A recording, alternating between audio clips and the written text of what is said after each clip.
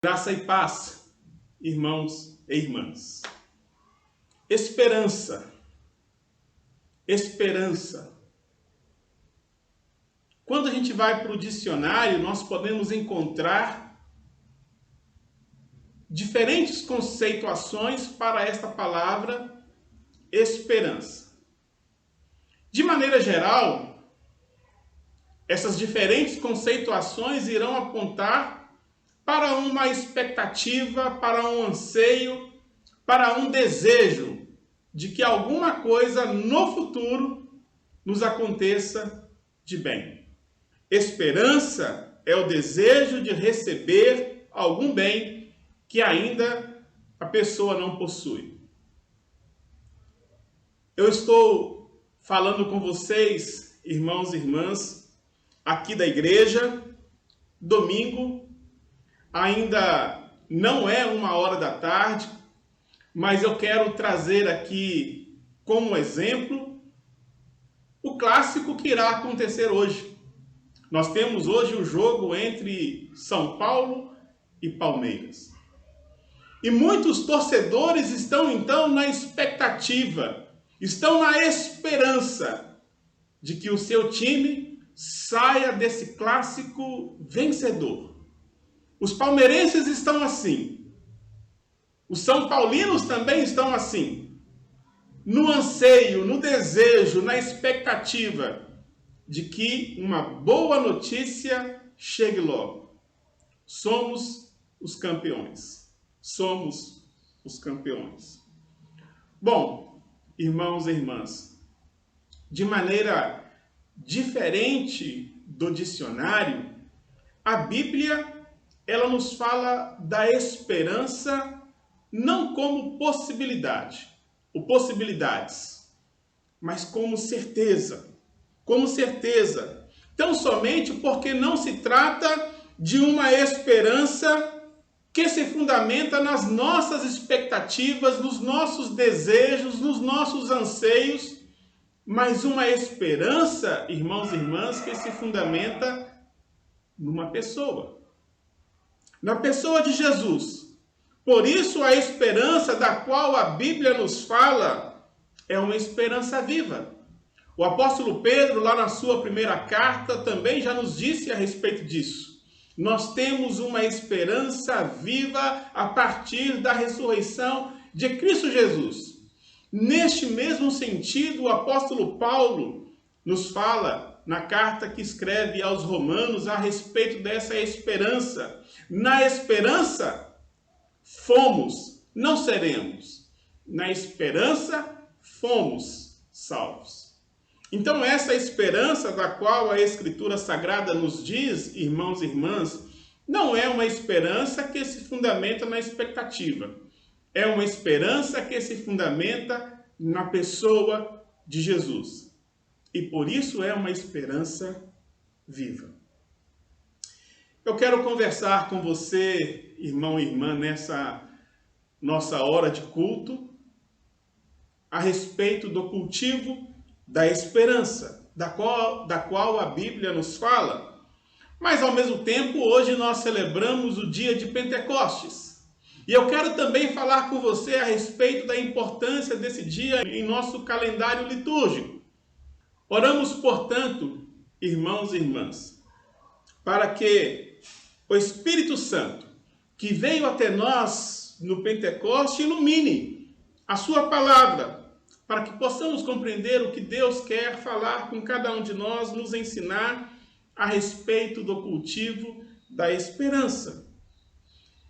Abra aí a sua Bíblia, no livro de Atos dos Apóstolos, capítulo 1. Eu quero ler com você a partir do versículo 6. Nós vamos até o versículo 11. Livro de Atos dos Apóstolos, capítulo 1, a partir do versículo 6, diz assim: Então, os que estavam reunidos lhe perguntaram: Senhor, será este o tempo em que restaures o reino a Israel? Respondeu-lhes: Não vos compete conhecer tempos ou épocas que o Pai reservou para a sua exclusiva autoridade. Mas recebereis poder ao descer sobre vós o Espírito Santo, e sereis minhas testemunhas, tanto em Jerusalém como em toda a Judéia e Samaria, até aos confins da terra. Ditas essas palavras, foi Jesus elevado às alturas à vista deles, e uma nuvem encobriu dos seus olhos. E estando eles com os olhos fitos no céu, enquanto Jesus subia, eis que 2 varões vestidos de branco se puseram ao lado deles, e lhes disseram: varões galileus, por que estáis olhando para as alturas? Este Jesus, que dentre vós foi assunto ao céu, virá do modo como viste subir.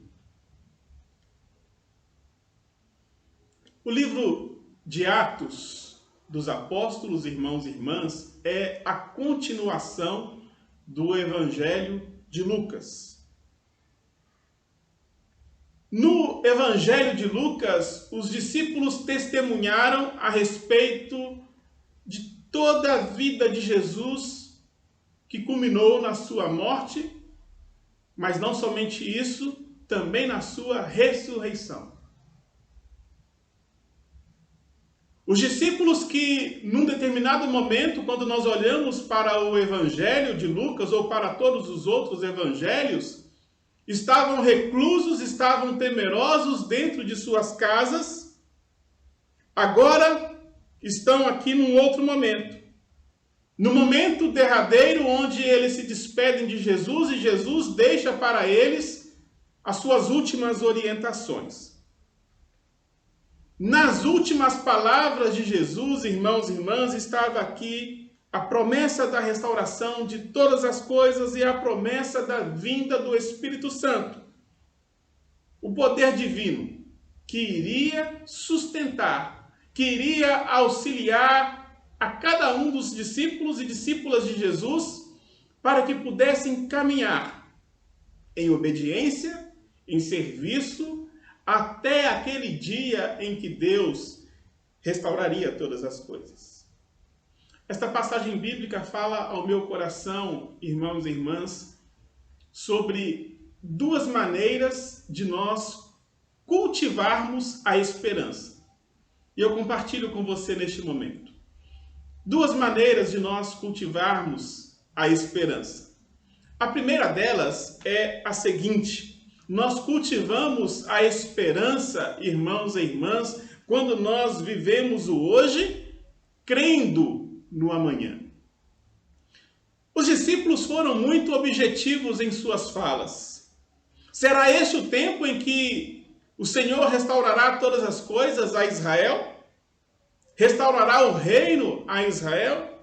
E a resposta que Jesus lhes deu foi que não competia a eles conhecerem tempos ou épocas em que o Pai restauraria, porque afinal de contas, os tempos e épocas estavam guardados, tão somente reservados pela exclusiva autoridade do Pai. É claro, irmãos e irmãs, nessa resposta de Jesus está implícito o não. Não. Não é este o tempo. Foi diante, então, dessa resposta de Jesus, que implica na total incapacidade humana, incapacidade dos discípulos de conhecerem tempos ou épocas, que eles passaram, então, a viver no cultivo da esperança. No Evangelho segundo Lucas, lá no finalzinho, capítulo 24, temos lá o relato de 2 discípulos que voltavam para suas casas no caminho de Emaús. Quando Jesus, ressurreto, se aproximou deles, lhes perguntou a respeito de que eles iam conversando, discutindo, à medida que caminhavam.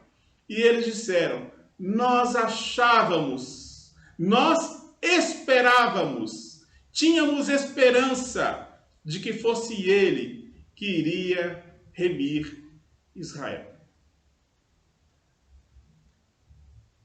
Agora, irmãos e irmãs, reencontrados com Jesus, certos da sua ressurreição, Eu creio que aqueles 2 discípulos aqui estavam junto com tantos outros discípulos, e o momento era outro. O momento era agora, irmãos e irmãs, de cultivo da esperança, tendo em vista a vida de Jesus, a certeza de que ele vive, e que traz então a esperança para caminhar nesta vida, apesar das lutas, apesar das dificuldades várias. Porque ele vive e posso crer no amanhã é o nosso cântico. Cântico que nós conhecemos e gostamos, mas a frase desse cântico, irmãos e irmãs, era um mote. Acredito que era um mote. Sempre foi a inspiração da vida daqueles discípulos e discípulas do passado.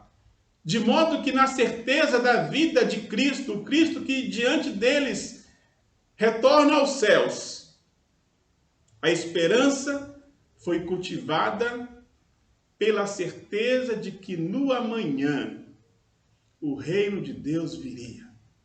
O reino de Deus se manifestaria de maneira plena por causa da vida e por causa da vinda de Cristo novamente. Permitam-me, irmãos e irmãs, retomar aqui o exemplo do futebol. Torcedores do time A e do time B poderiam receber um telefonema do técnico, aquele que é o maior responsável por aqueles que estão em campo.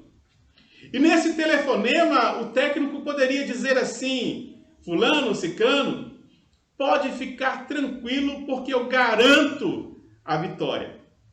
Quem sabe, diante desse telefonema, o torcedor, a torcedora, fosse então preenchida de expectativa, de esperança. Mas nós sabemos, irmãos e irmãs, que as coisas não funcionam assim.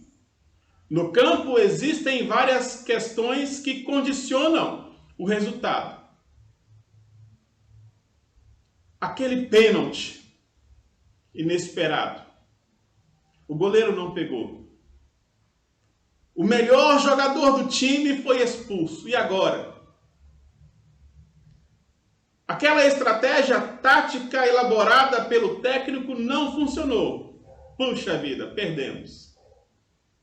Então percebam, irmãos e irmãs, que no jogo existem várias condicionantes, várias questões que condicionam o resultado. Por isso essa esperança está no campo da expectativa, está no campo das possibilidades. A nossa esperança em Cristo não está refém dos condicionamentos da história, irmãos e irmãs. Condicionamentos que podem nos levar à frustração. A nossa esperança está fundamentada em uma pessoa que se chama Jesus. A nossa esperança, irmãos e irmãs, é uma esperança viva. Por isso ela pode ser cultivada na fé de que o amanhã de Deus virá, o seu reino prevalecerá e se manifestará entre nós. Na fé de que o seu reino chegará e restaurará todas as coisas. Os discípulos do passado, irmãos e irmãs, cultivaram a esperança na crença do amanhã, a partir da realidade, da presença, da vida, do testemunho de Jesus. Aquele que vive e que, porque vive, nos impulsiona, nos possibilita esta crença, essa certeza do amanhã, que apesar de não estar no nosso domínio, está no domínio de Deus. E no tempo de Deus, todas as coisas serão restauradas. Este é o desafio, irmãos e irmãs, que nos compete nesse nosso tempo.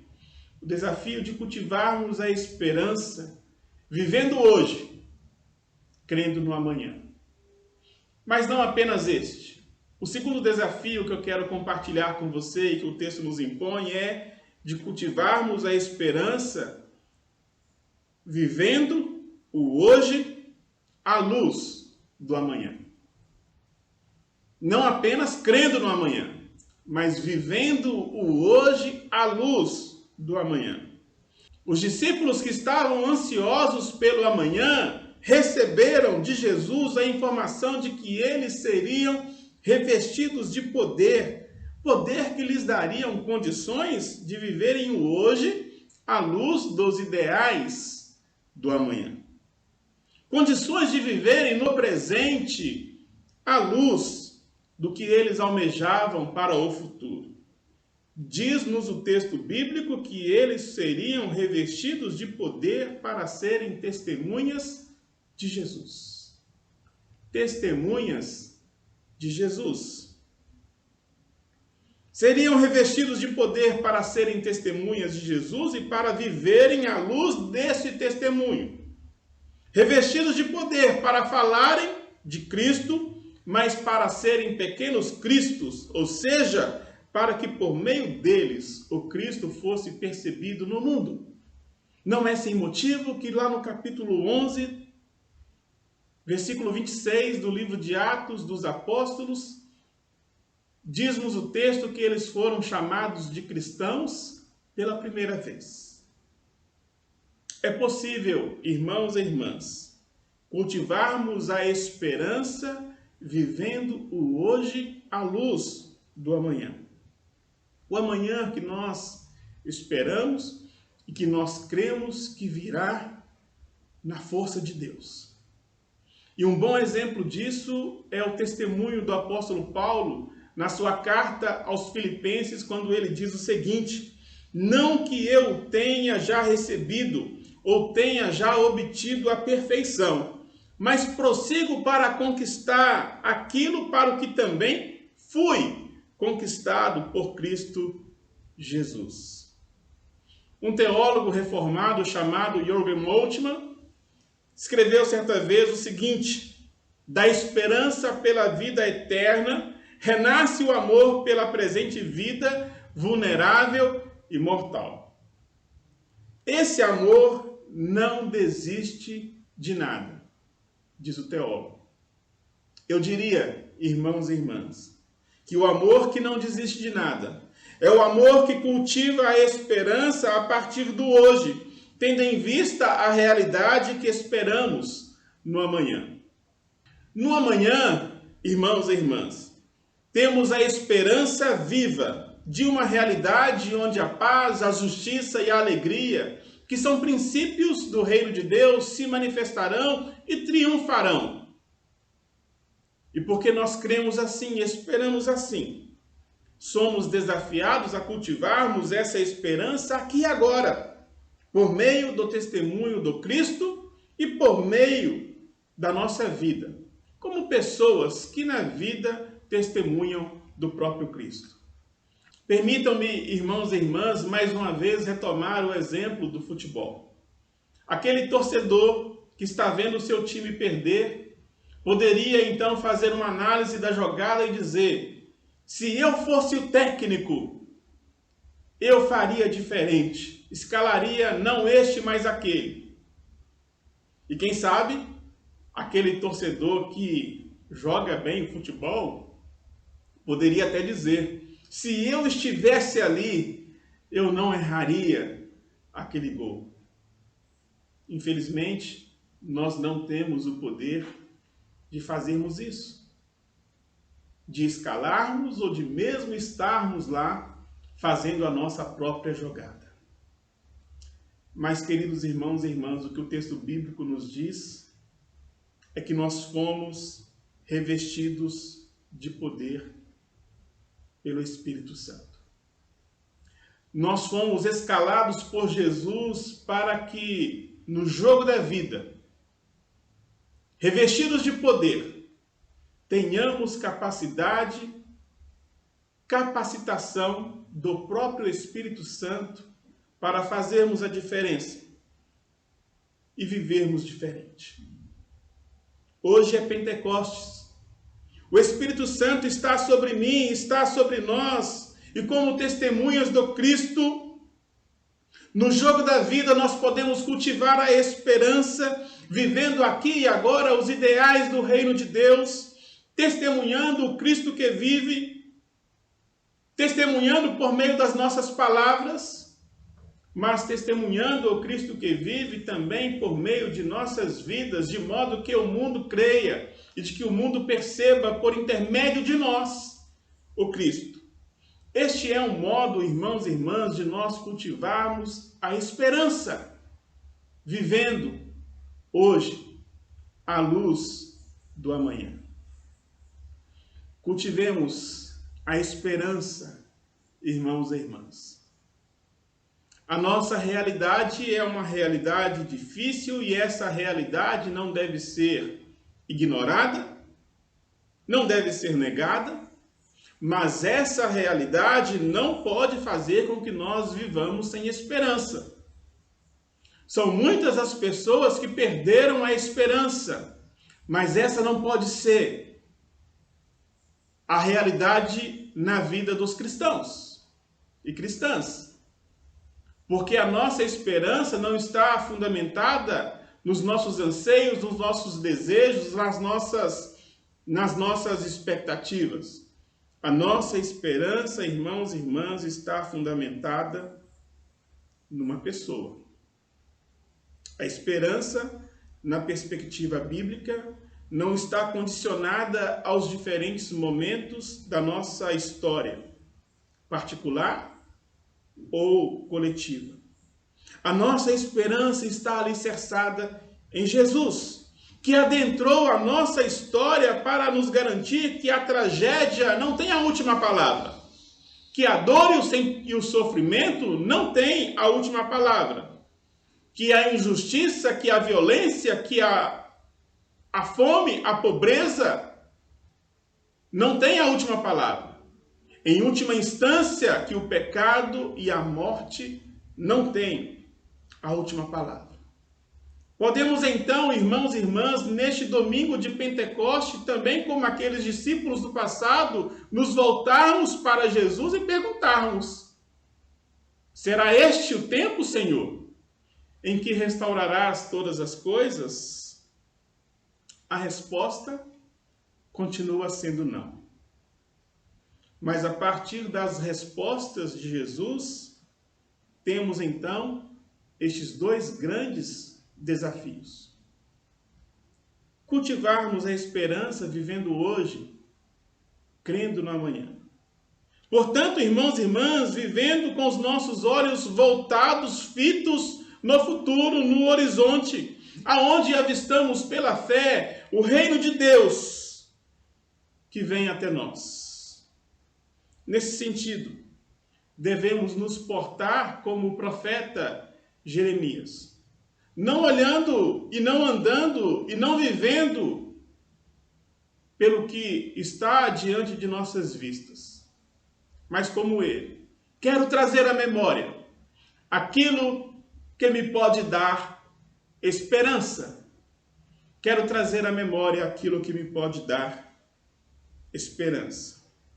Nos portando então como pessoas que, apesar dos problemas que cercam a vida presente, conservam na memória a promessa de Deus.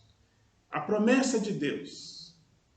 Este Jesus que vocês veem subindo é o mesmo que retornará e restaurará todas as coisas. Segundo desafio, então, cultivando a esperança, vivendo hoje à luz do amanhã. Vivendo, portanto, irmãos e irmãs, não de forma escapista, ignorando a nossa realidade, mas transformando-a a partir da capacitação que no Pentecostes recebemos de Deus.